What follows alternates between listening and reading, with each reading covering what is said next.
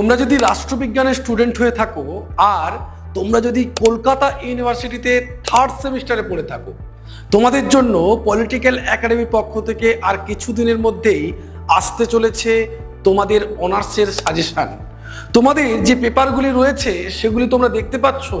এখানে political theory পার্টের approach এবং ডিবেটস এই পার্ট থেকে তোমাদের আমরা সাজেশন আনছি। 20 থেকে 25 তারিখের মধ্যে কিন্তু তোমাদের সাজেশন চলে আসবে। তোমাদের থাকছে পলিটিক্স ইন ইন্ডিয়া স্ট্রাকচার, এই স্ট্রাকচারের উপরে আমাদের সাজেশন কিন্তু অবশ্যই চলে আসবে।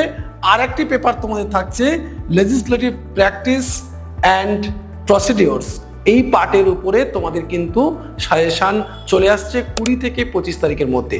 তাই 3rd সেমিস্টারের সমস্ত স্টুডেন্টদের বলবো তোমরা একেবারে রেডি থেকো। তোমরা কিন্তু আমাদের এই চ্যানেলেই কিন্তু এই পার্ট করে এই সাজেশনগুলো তোমাদের জন্য আসতে থাকবে। থ্যাংক ইউ, ভালো থাকবে সবাই।